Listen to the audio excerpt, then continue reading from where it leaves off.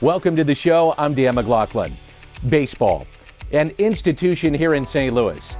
And for many fans, it's been all about Cardinals baseball. And you can understand why. They have been one of the nation's oldest and most successful baseball clubs. The St. Louis Cardinals, they have won 11 world championships, the most of any National League team, and second most to the New York Yankees. 19 National League pennants, 14 division titles, some of the greatest names the sport has ever seen. And they have delivered a lifetime full of memories. However, for 52 years, there was another team in town, the St. Louis Browns. Their memory and their legacy still carries on today. And that's through the St. Louis Browns Historical Society and Fan Club, a fan club designed to keep the club alive and to celebrate a time in baseball when there were two teams in the Gateway City. Ed Wheatley is the president of the St. Louis Browns Historical Society, a labor of love. Ed has been guiding the fan club for years, and in many ways, because of him, the St. Louis Browns are alive and well today. Ed, welcome to the show. Thank you for your time tonight. How did this all come about for you? Well, I've always been with the Browns. My dad played pro ball in big semi-pro leagues in the 1950s and 60s, and a lot of the Browns, never went up to Baltimore. They shortly came back. So I got to know about these guys as a little kid growing up. I was a bat boy, and so I knew about this legacy. So, as the years went on, in 1984, Bill Borsch started this fan club, and I became involved. And then, I was just kind of perimeter involvement because of my other jobs and things. But when I retired, the aging of a lot of the leadership was to the point they were looking for some help, and I just said, I'll step in, and we're going to invigorate this club. And, it's like we have luncheons with over 400 people coming. We've got events all throughout the year. It's just amazing. It has to be amazing to see that after all these years, they still have a ton of fans. Well, they have a ton of fans, and it's not just local. It's across the country. We had a big Zoom call because we didn't want to have a round table. We usually have a winter and a fall round table. The part that's really amazing is, you would think Brooklyn Dodgers would have a fan club, or Philadelphia Athletics. And Boston has some where men, produce kind of a newsletter, but there's no active. And it's the men and women who love the Browns who are still alive come. But we found it's also their children and grandchildren coming to these. Like, who are these guys? What is it that my grandfather would always have this Browns hat on or a brown sweatshirt? What is this team? Because they haven't played in 69 years, and yet, as I spoke a moment ago, we'll have over 400 people at our annual luncheon. It's amazing. What's the response you get from those that are friends, family, maybe second generation of these great players that you decide to keep alive for them, their memories, for those families? And so what's their response to all this? The fans who come that are relatives, children, grandchildren of the players who were part of this, it's amazing. I get 1, 2 emails, letters a week from these. We've built kind of a close contact, and they all want to become more of a part. They love that we're keeping the legacy alive, that this was a special team.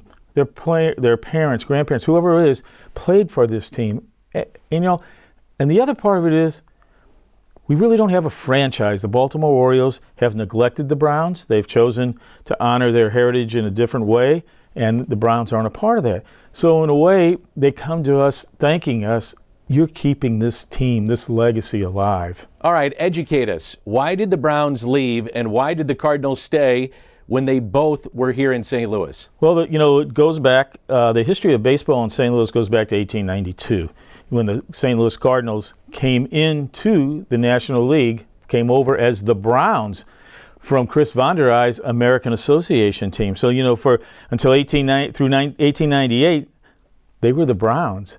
And then they adopted the Perfecto name in 1899, and as they changed their uniform to that lovely shade of cardinal red, they thereafter became the Cardinals. And then in 1901, the American League was formed, and there was a team in Milwaukee called the Milwaukee Brewers. But St. Louis was this growth town. It was fourth largest in the country. It was a gateway to the West. Baseball really turned against Bill Veeck, and they actually forced him to sell the team. It wasn't forced to move, but his grand plan to come to St. Louis to win the city over, because the Cardinals were in dire shape. So, it almost happened. The Cardinals almost went to Houston, except there was another German beer salesman on the south side of St. Louis who thought if he bought a team, he could sell a lot of beer for his brewery, and that was Augie Busch, and the rest is history. So, it's just a shame that, there is nothing except us in this fan club, in this historical society, that really keeps the Browns' history, legacy alive. And I also have to throw out, the St. Louis Cardinals have been fantastic partners. The DeWitt family has a heritage with their Bill DeWitt Sr., who was a longtime general manager, executive, and even for several years owned the Browns. And they have been good partners helping us keep this alive. But it's really the day in and day out, about 700 fan club members across the country that are there for our events, our roundtables, our Zoom calls, that love the Browns. Ed, please stay with us. Up next, the story of Eddie Gaedel and how that changed Major League Baseball and has quite a tie-in to just more than the St. Louis Browns. It's a great story. That's next on Scoops with Danny Mack here on Fox 2. Scoops with Danny Mack on Fox 2 is brought to you by Schnucks, Ryan Kelly, the home loan expert, Lou Fuse, Triad Bank, Lordo's Diamonds, your family's jeweler for life, Rottler Pest Solutions, most trusted family-owned pest control company in the region, and the Missouri Athletic Club, 2 clubhouses, 1 platinum club.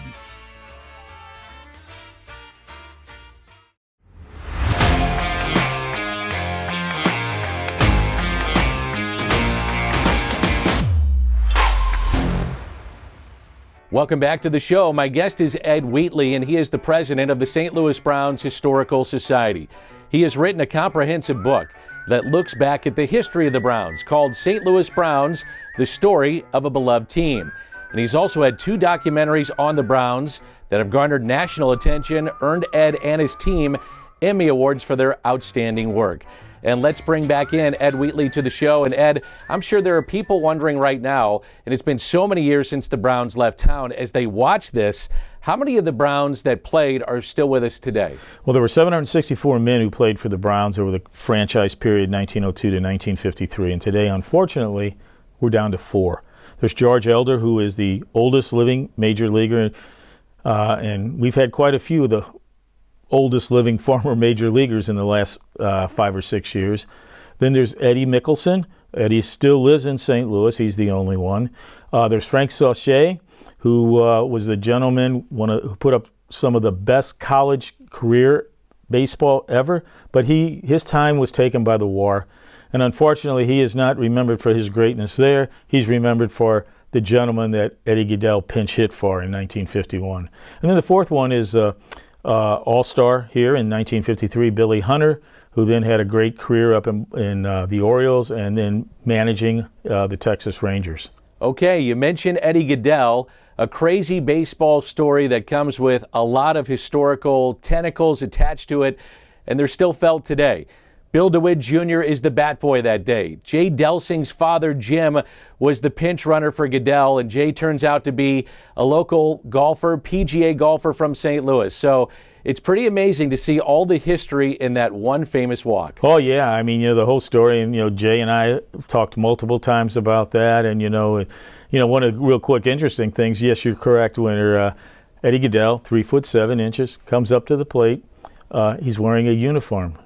It turned out it was Bill DeWitt Jr., the owner of the Cardinals, uniform. He was the bat boy. They put a 1/8 on the back, and the 1/8 was in the program. We have the scorecards from that today, and, people look at it, and they thought it was like, well, just another Vec joke. At the beginning of the second game, the first inning, the Browns come to bat. Frank Saucier is supposed to bat. He played right field, but he is hurt. He can barely throw a ball. And a whole crowd from Washington, Missouri came down in multiple buses to watch this superstar college and minor league player. This is one of his big breakout games. And it's been told by Vec, Frank Saucier is going to start. He doesn't tell the rest of the story. So all of a sudden, the bottom of the first, now batting for Frank Saucier, Eddie Goodell. And this little guy comes walking up, swinging his bats. Ed Hurley, the umpire's looking at him. The Tiger manager, who they're playing, comes running out. Zach Taylor comes out. He's got his contract. Ed Hurley, the umpire, looks at it and says, play ball. Well, now the dilemma is between Bob Swift and Bob Kane. Bob Kane's the pitcher. How do I pitch to a guy who's 3'7" and has a 7-inch strike zone? Can I throw underhand? And, no, you got to throw overhand. Swift lays down on his belly. No, you got to get up. So you'll see the famous picture of him kneeling on his knees. Well, he throws 4 pitches and trying to get that 7-inch strike zone. They're all balls. Goes to first base. Out comes Jimmy Delsing to pinch run for him. Eddie slaps Jimmy on the butt, goes back towards the dugout, which in those days was the third base side of Sportsman's Park, and he's waving his cap and bowing. And then he goes in to the dugout into immortality. But they ask him, why didn't you swing? And the old cusp of a Marine and Bill Veck had told him, per Eddie Goodell, he told me if I swing, there's a sniper on the roof that'll shoot me dead. The commissioner said it never happened. And if you go look at the 1951 official book of baseball, you won't see Eddie Goodell batted. So the question is, who did Kane throw to? Who did Delsing run for? What happened to Sauce? Did he bat or not bat? And finally, the next year they put it in. But it was so incensed, the commissioner did not allow that to be put into the official book of baseball in 1951. So that is arguably the most famous story of the Browns. Who, in your opinion, is the most famous player that wore that Browns uniform? The most famous player the Browns had is probably one of the most famous and greatest players ever, George Sisler. George Sisler was just, here is a man who could just hit the ball. He started as a pitcher, and that's what he wanted to be. Kind of like Babe Ruth. Both were pitchers. He actually beat Walter Johnson twice in his pitching career, but he was such a good hitter, regularly hitting over 400, that he had to go play first base, and he turned out to be one of the best defensive first baseman of all time. His peer at that time was really Lou Gehrig, who got all the press. That famous picture you see of in 1939, all that first class of Hall of Famers going in, just sitting on the bench. The night before, they had a dinner, and the grandchildren were showing me documents and telling stories about how all these great men, Speaker, Ruth, Mathewson, Hannes Wagner, Cy Young, and Ty Cobb. He wasn't in the picture because he showed up late, but he was there in this discussion, and they were all talking about if they would put together a team, who would be their first pick? Cobb, Ruth, and the majority of them said George Sisler would be the man. Ed, this is great. Stay with us. Up next, what might have been for baseball here in the Gateway City. The near misses that kept the Cardinals from going and the Browns from staying. That's next on Scoops with Danny Mac here on Fox 2.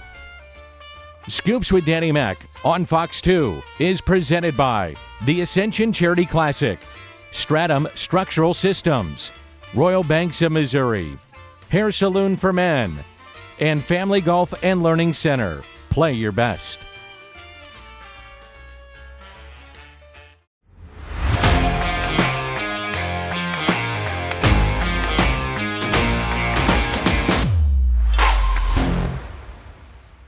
Welcome back to the show. My guest is Ed Wheatley, the president of the St. Louis Browns Historical Society. Ed, we've talked a lot about how this is a labor of love for you in doing all this work and research. So what have you learned about the Browns that maybe you didn't know about? But generally speaking, what have you learned about this great team? Well, I think, first of all, the first thing you learn is that people are shocked to understand the history of the team. And as I alluded earlier in one of the comments, is what could have been. It all goes back to Branch Rickey. The owner of the Browns, Philip DeCatsby Ball, just didn't want to spend the money. And, he and Rickey clashed. They were two big egos, by the way. And so Rickey leaves. He goes to the Cardinals, where Sam Braden has just bought the Cardinals and wants to win. Tell Rickey, do it. Well, what would have happened? Well, we know what happens with the Cardinals. 26, 28, 30, 31, 34, 42, 43, 446 world pennants.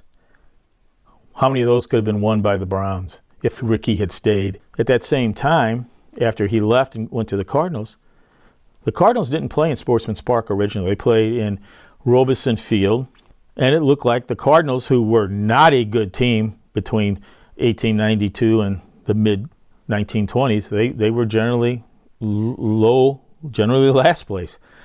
And it looked like they may be run out of town because where are they going to go for a stadium? There was talk of moving. They didn't have the money to build this new stadium. But Branch Rickey, remembering how Philip the Catesby Ball wasn't a big spender, went down to Sportsman's Park and made him a deal, saying, half the time your stadium's sitting empty. Why don't we fill it and pay you? And all of a sudden he makes that deal with the Cardinals and the Browns, and all of a sudden the Cardinals have money to invest more into their farm system. So, just those 2 points with Branch Rickey, what if they built the minor leagues under the Browns? What if they wouldn't have allowed the Cardinals to come into Sportsman's Park and be there for the next 32 years? What if that all happened, the Browns would have reigned? And then probably one of the most important aspects of the Browns is 1922, one of the greatest baseball teams of all time, and it's forgotten. Now, what happens is they're leading the league. It looks like St. Louis is going to have its first pennant because the Cardinals won't win it until 1926, except Sisler gets hurt and he's out of the lineup. And, what would have happened if he had been able to play at George Sisler's caliber the last 3 weeks? Because at the end of the season, they lose to Babe Ruth and the Yankees by 1 game. The Browns would have had the first pennant, the first World Series in town. Instead, 4 years later, it's the Cardinals. The Cardinals win. The town goes from brown to red. It has to be amazing. The memorabilia, the pictures, the artifacts that many former players, and I'm sure their family members, have delivered to you to keep their memory alive over the years. Oh, we get, these last 2 or 3 years with the pandemic, people cleaning out, finding boxes. I just had a lady 2 months ago, I just found this huge box of old Cardinal, old Brown stuff. Come over, take it, restore it, keep it for your archives and show it. So it is. It is important to keep that memorabilia alive. Finally, Ed, what do you hope that people take away from all the work that you have put into this? That the Browns are not a team that baseball forgot, that people have remembered them. And, it has given us the opportunity. I've spoken twice in the Hall of Fame in Cooperstown. And up there you get a lot of Northeasterners, Boston, New York. And they're like, what are you talking about? I've been on the radio in Baltimore. What are you talking about? And it's that there were these men, these 764 men who played here, that there was a time a person in St. Louis could go to a ball game. This was the time the Cardinals had knothole passes. The Brownies had the Brownie Brigade card, which got you in free. And that's something that's missing because kids would flourish to the baseball stadiums in those days to see their heroes because they could get in free with these passes for good conduct and grades in school. And the thing that was special about St. Louis and why baseball in St. Louis is so important was we could go and see all the players. This was before interleague play. Most cities, you had a National League team or an American League team. But in St. Louis, everybody came. You could see Babe Ruth, Bob Feller, Joe DiMaggio, Lou Gehrig, but you also got to see Jackie Robinson and all the great National League players. And I think that in putting this together just educated this fan base.